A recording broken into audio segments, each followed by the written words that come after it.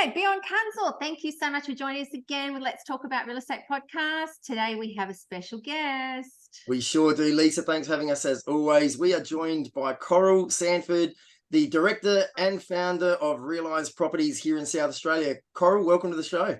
Thank you very much. Thank you. Good morning, Lisa and Bjorn. Good morning. Okay. So, Coral, let us know a little bit about yourself, how long you've been in the industry, and a little bit about your business, Realise Properties. Well, I've started up Realise Properties about 15 years ago. Before that was a partnership with another agency. And before that, we were doing developments. So most of my life I've been playing with properties, either developments, renovations, or just buying investment properties.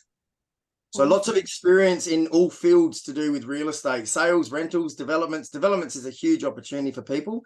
So welcome to the show. And what could you tell us about anybody that's thinking about, for example, maybe renting a property or getting a property ready for a tenant? You got any tips and hints on that? Yes, I certainly do. As part of our service, I like to do a walkthrough to help people, give them advice and suggest ideas, just to make sure that they can do it correctly. The tips that I would recommend is make sure your place is nice and clean and tidy so it doesn't distract people from what they're looking at. So if it's nice and clean, and then with that, you can make sure that you're going to get it back clean. The next part that I would highly recommend is make sure you do all those maintenance and repairs that need to be done. Get all those taps, leaky taps, all those other things that are not correct or not done correctly. So get them all up to standard. And then by doing this will save you heaps of money, because nothing worse once your tenant gets in there to get all the different tradies out there. So do it do it at the start. You make the tenant happy. If the tenant's happy, everybody's happy. Mm-hmm.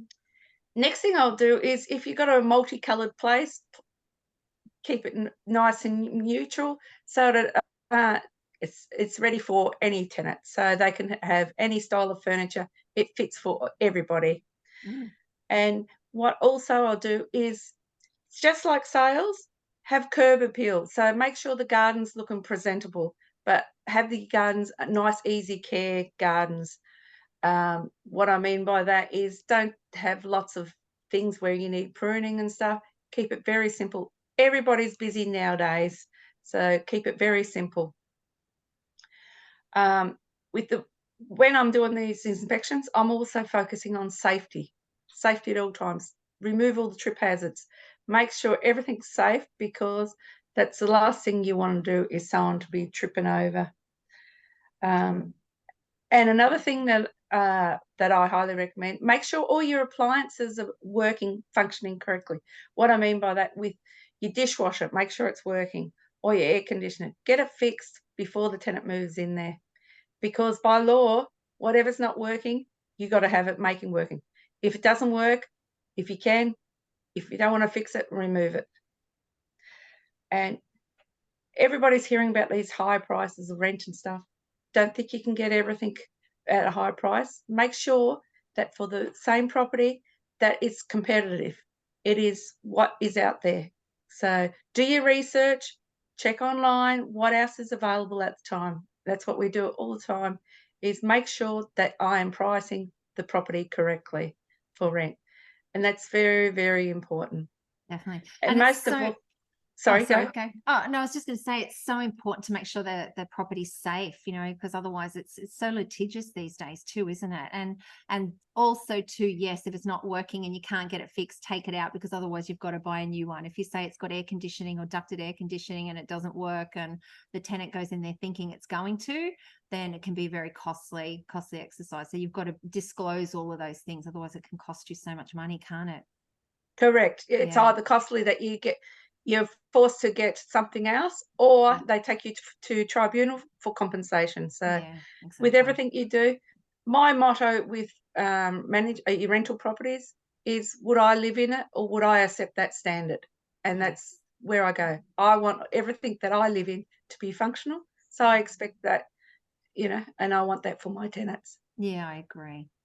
Yeah, and what about, sorry. Oh, sorry. I was going to say, it's somebody's home. Somebody's going to be paying money each week for them to be making that their home. So I've never really thought too much about the safety hazards, like you said, but that's a really, really valid point, because you don't want something to happen to your tenant, and for them, you know, if somebody trips on something because there's a loose step or a paver that's wobbly or something on a group of steps, and then they actually end up falling and breaking a leg or something like that, well, that can actually not only impact your tenant in severe ways, because they're going to be maybe out of work for a set period of time, but it could also impact you as a landlord, because if your tenant is injured and they are out of work, well, how are they going to be paying the rent as well? So Yeah. But it's a also two-way street, isn't the it? legality, and especially if Yes. they tell a landlord or tell the agent that something's wrong and it's not fixed, and then that can be another lawsuit, you know. So it's so important to make sure your property's safe. Like, just so many things can happen, can't it? And you can't kind of mask it. It's got to be fixed properly. If it's a safety issue, it's got to be fixed properly, doesn't it? And even just maintenance and things like that. You know, making sure that you're maintaining your asset, because otherwise, yeah, everything can just turn pear-shaped very quickly, can't it? Correct. And Yeah. that's why you definitely need a good a team behind you, so property management team, or that you can trust, to make sure that these things are Taken actively care looked of. at. Yeah. And even with simple things, is with your smoke alarms. In South Yes. Australia, they need to be checked every year. Yeah. Yeah. So They Critical. need to be hardwired as well. Is that correct? correct. Coral? There is a bit of deviation, but I recommend just to get stay with the hardwire and get a qualified person to check it every year, and then you know you've got your certificate of compliance, and we also get a safety check with that, electrical safety check, and it just peace of mind. It's like an insurance. That's the way I look at it. Do it Yeah. once a year. It's insurance. It's protection, because 100%. everybody needs to be protected. The Yeah. landlord needs to be protected. Yeah. The agent needs to be protected, and the tenant needs to be protected. So, Big time. And can that's the I safety. ask too, like, just talking about safety and all that sort of thing, and as a landlord, like, explain how you screen tenants, because that's so important too, isn't it? Like, there's a lot of landlords out there that are trying to do this themselves and put tenants in, and it turns very bad because they're not putting the right person in. So what do you do as far as screening tenants? As far as screening tenants, we got the process. So we check their income to make sure that they can afford it. So we're looking at their paychecks. Yep. Or if they are international people are just coming that haven't got any paychecks, we're looking at why they're here. So it could be their visa for reasons. We also looking up their past rental references. So we'll be going to the past agents or whoever they've been renting with. Yep. And yeah, so those things are very, very important. We also find out their next of kin, for just in case something happens to the tenant, or that we can't get in contact. At least we got someone to contact. Yeah. And you have to do a thorough check on these. And the amount of times we've had people, especially this time where rent's very tight, we find people are often lying on their applications. So it's just through the practice of get used to how people, change the stories, if it's so. Yes. With the system that we've got, we can see that the tenants have filled in the application themselves and their references themselves, because they've used the same IP address. Uh-huh. Ah, yes. And also we also use a database, Australian database, tenancy database, which is very important to see whether they've been on it before. So there's lots of other measures. Sometimes too, we look further into it. If the story doesn't feel right, we might look at their Facebook pages to find out whether it's true. So there's a lot of things that we look at, and it's just mainly just experience. It's detective work, isn't it? And it's so funny. They forget the next of kin they put down sometimes too, and they do the runner. Like I've had that before, past life when I had rent rolls, and they'll put down somebody and they go missing in the middle of the night, abandon the property, and then you ring up their next of kin and they go, oh yeah, no, she's moved to wherever. Oh really? So they forget that they nominated somebody that you can trace them. Yeah. Correct. But Yeah. it's all those things that Yeah. Speaking on that as well, landlord's insurance. Can you tell the people that are watching a little bit about that and who maybe you'd recommend for landlord's insurance? Because obviously everybody understands building insurance, but landlord's insurance, some people may not quite understand what that is. So can you explain that a little bit for us? Probably the best, simplest, because I can't give a lot of details with insurance because I'm not licensed, but my recommendation is get landlord insurance, and probably the simplest way to put it is get ones that are specialized in just landlord insurance. And I think of landlord insurance as whatever the tenant, it's all related to the tenant. So the landlord insurances that I look at is what's the excess on the landlord insurance if the tenant doesn't pay money. There is insurances that no excess, so that's a plus for me. What's the excess for any tenant damage? So if it's minimal, a lot of them are around the $250, $300 mark excess. So that's another plus for me. So that's the main things. But my opinion is it's essential, and especially with the new legislation that's just came out this year, we only can get 4 weeks bond. 4 weeks bond does not pay for if someone does a runner to clean the property, because sometimes properties are left with, the cost can be anything from $1,000 to $4,000 just to clean it up. And that's, and your bond, you're not even touching the bond. Insurance doesn't pay for that, the cleaning. Insurance focuses on damage and the rent. Okay, interesting. Some people might not be aware of that. Some people might just assume that it covers everything. But I'm sure it's if somebody wants advice on that, contact yourself directly, and I'm sure you can. Absolutely. Yeah. And sorry to butt in, also with the landlord insurance, I would also make sure that they have pet insurance it's part of the policy, because tenants are getting pets, and now legislation in other states, you're allowed to have pets. That's coming in South Australia, where so pet insurance, so just in case they chew the timber doors or they wreck the carpet or whatever, then they're covered for that. Okay, cool. Because nothing's worse when a dog's chewed half a door, or the animals have you can't get with certain animals, you can't get rid of that smell. Worst smell ever. Oh my gosh, it just doesn't leave a house. It doesn't.